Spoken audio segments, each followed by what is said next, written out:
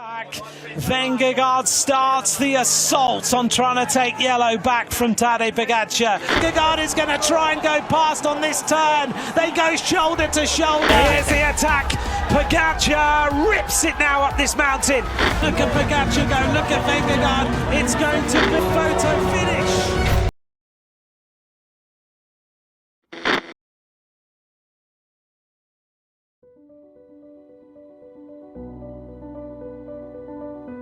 For years, professional cycling belonged to two men, not because they won every race, but because every time they lined up against each other, the Tour de France became more than a race.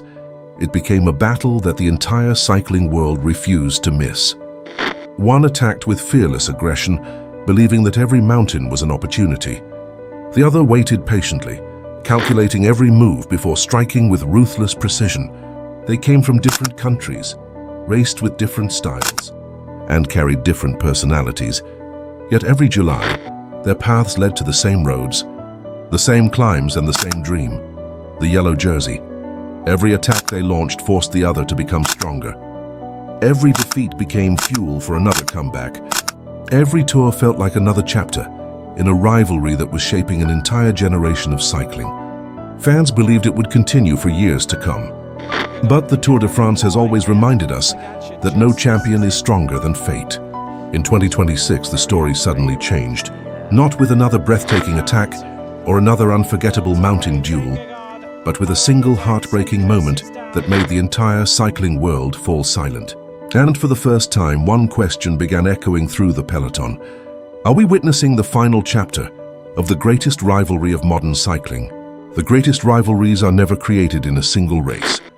They are built over years of victories, defeats, sacrifices, and moments that test the limits of human endurance. The rivalry between Tadej Pogačar and Jonas Vingegaard was no different. Every Tour de France became another battlefield where neither rider was willing to surrender. When Pogačar launched one of his explosive attacks, Jonas refused to panic.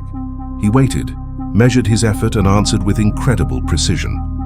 When Jonas appeared untouchable, Pogačar always found the courage to attack again, even when the odds were against him. There were unforgettable moments that defined this rivalry. The brutal slopes of the Col du Grano, the legendary climb to Hautacam, the breathtaking time trial where Jonas stunned the cycling world. Every mountain became another test of who could suffer longer.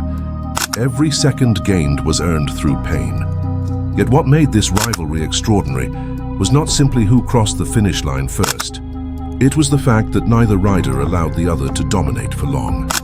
Every victory demanded an answer. Every defeat demanded improvement. Together, they pushed each other to levels that might never have been reached alone. From the outside, it looked like war.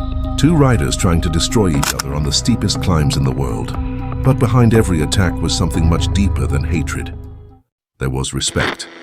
Genuine respect between two athletes who understood the sacrifices required to reach the top of professional cycling. Only they truly understood what it meant to spend months away from family, to train through unbearable pain, to recover from crashes, and to carry the pressure of millions of fans every July. Their rivalry was fierce because they respected each other's ability. They knew that the smallest mistake could cost them the Tour de France. Then came one of the darkest moments of Jonas Vingegaard's career. Not nice at all. That's a real nasty one. Quinton Hermes in there, but I think that's Vingegaard. The way the riders are reacting now. Oh, there he is, side of the road, men. But Vingegaard has not moved.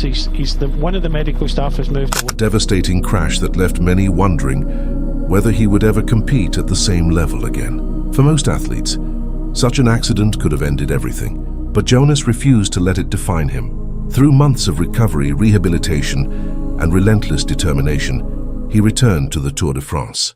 Not because the road was easy, but because unfinished rivalries have a way of pulling champions back. His return reminded the cycling world that greatness is not measured only by victories. Sometimes greatness is simply having the courage to return after everything has been taken away. When the 2026 Tour de France began, fans expected another unforgettable duel.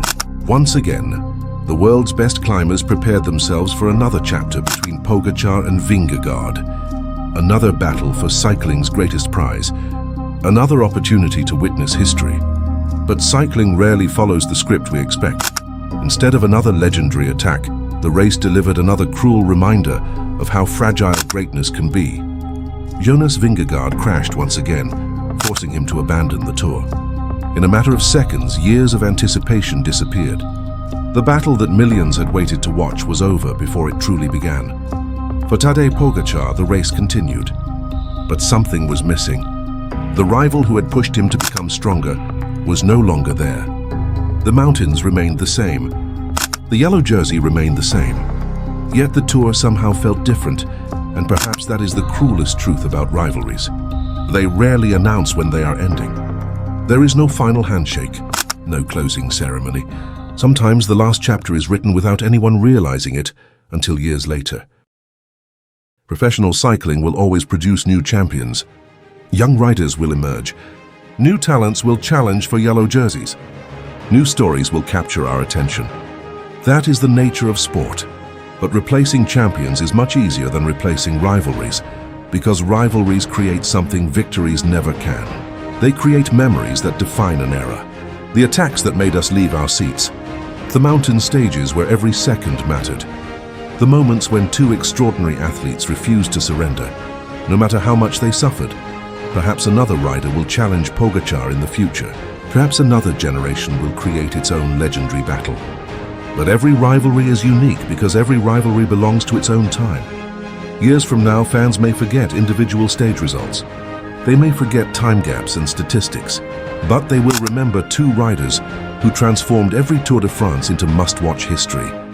Maybe Jonas Vingegaard will return and write another unforgettable chapter. Maybe this story is not finished after all, but if this truly is the end, then we were fortunate enough to witness one of the greatest rivalries the sport has ever known.